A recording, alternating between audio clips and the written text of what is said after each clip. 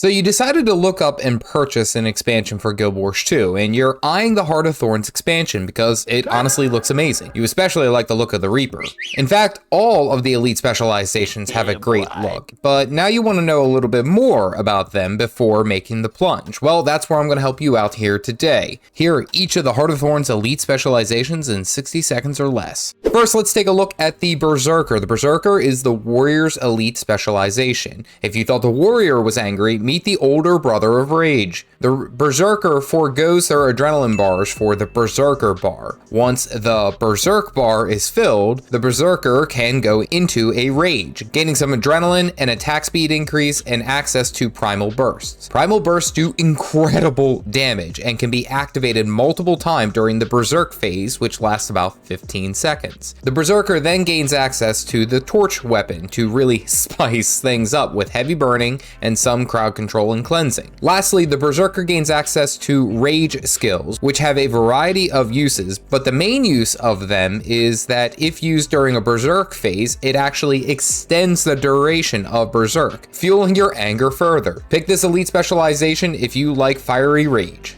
Next, let's take a look at the Dragon Hunter. The Dragon Hunter is the Guardian's Elite Specialization. This takes a stalwart defender and changes them into a long-range marksman. The virtues of the Guardian are switched to be range-oriented, with Spear of Justice becoming a tether that rips the target towards you, Wings of Resolve becoming a leap that heals, and Shield of Courage, which becomes a projectile blocker for whatever direction you're facing. The new weapon, of course, is the longbow. You can't be a marksman without having a bow, or rifle, I guess, allowing for the Dragon Hunter to assail targets from great distances. The longbow is slower in comparison to, say, the Ranger, but it hits like a truck. Dragon Hunters gain the ability, of course, to use traps, which trigger when enemies step over them. Some deal damage, some crowd control, but probably my favorite is Dragon's Maul, which sucks the enemies to the center and traps them there while you pelt away with your longbow. Pick this Elite Specialization if you want to decimate enemies with holy arrows and ensnare the wicked. Last of the heavy armor elite specs, we have the Herald. The Herald is the Revenant's Elite Specialization. This adds an additional legend that can be channeled in Glint, Orion's mother. This whole elite spec is about managing energy as they use facets which burn away that energy as upkeep, allowing the Herald to pulse boons to nearby allies as well as themselves. The Herald can then activate these facets for powerful but temporary effects. Probably most engaging is their elite skill, Facet of Chaos, which pulses protection when it is upkept,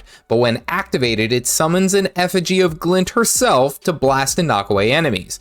That's so cool. Because Glint was a protective dragon, the Herald channels this aspect by utilizing a shield, which offers defenses for the Herald and their allies. While amazingly fun, this Elite Specialization can be a bit difficult to play as the aforementioned energy management is critical to success. Pick this Elite Specialization if you want a beefcake Dragonquake class. Which Heart of Thorns Elite Specialization do you like the most? Tell me down below. Moving on to the medium armors, let's go ahead and talk about the Druid. The Druid is the Ranger's Elite Specialization. The Ranger, who we already knew was in tune with nature, takes this to a whole new level. The Druid gains Astral Force, an extra energy bar that once full enough can be activated to enter the Celestial Avatar state. This transforms the Druid into a healing and support machine. Whilst in the state, the Druid's abilities also damage and control enemies with various amounts of crowd control. Of course, no Druid character would be complete without a staff as their main weapon. You're attuning to nature, you have to have a giant wooden stick, which emphasize healing and supporting capabilities that the Druid has. Any good Druid gains access to glyphs, which have two different effects depending on which state the Druid is in. In their normal state, the glyphs deal moderate damage and control enemies, with the exception of their elite skill. When the Druid is in their Celestial Avatar state, the glyphs become more supportive, healing, cleansing, and even breaking stuns. Without a doubt, they are one of the top tier supports in the game. Like, legit, their whole kit is meant to be supportive and helping allies. Pick this class if you love nature and taking care of your friends. Next, we have the Daredevil, and no, it has no relation to the superhero. The Daredevil is the Thief's Elite Specialization. Whilst already slippery and stealthy, the Daredevil forgoes some of that stealth for some sweet dodging. Their main mechanic is to gain access to an additional dodge roll, totaling in 3. This is further enhanced depending on what type of Daredevil you wish to be. You can throw poison daggers, you can increase strike damage for a time, or you could even remove all snares and controls just by dodging. The fast and brutal nature of the Daredevil gives them access to the staff, allowing them to literally disable and beat them into a bloody pulp. They also gain access to physical skills, further enhancing this need to beat down enemies. Most notably is their elite skill, Impact Strike, which has 2 additional follow-ups, dealing incredible damage, and honestly is one of the coolest combos in the game. To master the Daredevil, it takes proper management of dodge rolls to be effective, as they are both offensive and defensive oriented. Pick this class if you want to be a ninja assassin.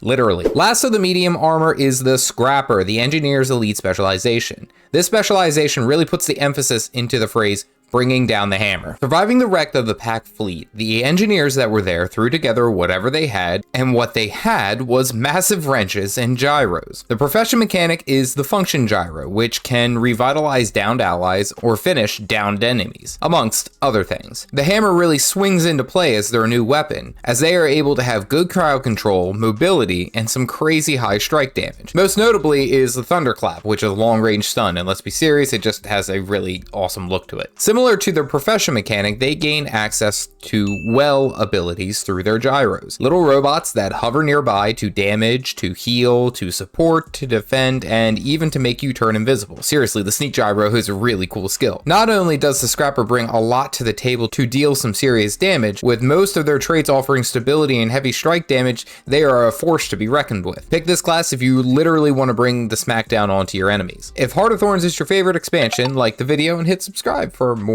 caffeinated shenanigans. On the light armor tier, we have what is possibly the coolest name elite specialization in the game, in the Reaper. This is the necromancer's elite specialization. Instead of being a shrouded ranged caster, the Reaper gets up close and personal with the scythe effigy as its main choice of arsenal. Now, what's even cooler about this is that it literally rips the souls from their enemies. Crazy! The Reaper, when not inside Reaper Shroud, utilizes a greatsword that offers some control, chilling, and some crazy melee damage. What's worse than someone ripping your soul out of your body? Having them scream at you the entire time. The Reaper gains access to shout abilities, which benefit allies and devastate enemies. What's even more unique about this spec is the use of the chill condition. Many abilities apply chill to damaged targets, but even more synchronized, the Reaper deals massively more damage to chilled targets. It's like crazy how much damage they can put out. Heck, their elite skill literally freezes all nearby enemies for a time, dealing increased damage depending on how close you are to the target. The Reaper is ice cold. Pick this class if you like a Dark Soul Knight class. Moving on to the stop in time, the Chronomancer. The Chronomancer is the Mesmer's elite specialization, where in effect, it has control of time, being able to literally rewind their timeline to rip the fabric of reality. Their profession mechanic spices up their shatter skills, allowing for extra effects like Mind Blast hitting twice, or their new ability, Continuum Split, which when used allows them to utilize all of their abilities, then reverts them back in time where they were, resetting all those skills to be used again. Because the flows of time can be damaging to the caster, they pick up a shield that offers some great defenses and control for the Time Mage. What's unique is that each of the shield skills have an extra effect that occurs after it has been used. Chronomancers can manipulate small areas of time utilizing their well abilities, which help friendlies and damage allies. The best ability when landed is their elite skill in Gravity Well, which controls enemies for a few moments and then deals immense damage to them after it expires. Pick this class if you like to mess with the flows of time itself. Lastly, for one of my favorites, we have the Tempest, the elite specialization for the Elementalist. The Tempest literally embodies the aspect of the elements for a short while, allowing them to overload them after switching into a different attunement. These offer incredible damage, great healing, crowd control. On top of that, they look totally badass. These overloads are at the core of what makes the Tempest so much fun. To make sure that everyone in the back hears, the Tempest gains access to the Warhorn weapon to echo the impending doom of their enemies with a blast from this Warcaller. Depending on the attunement, these can heal allies or damage and control enemies. Because we are being loud and proud here, the Tempest also utilizes shout skills as their new set, allowing them to roar in each of the elements with special effects. The Tempest tends to be oriented around supporting allies as it offers incredible healing, powerful boons, and pretty decent crowd control, but it certainly does not lack in the damage department. They can seriously slap when they want to. Pick this class if you want to scream your enemies into submission. That's all 9 elite specializations for the Heart of Thorns expansion. If you want to see more about the core specs, check this video out here. Stay caffeinated, folks.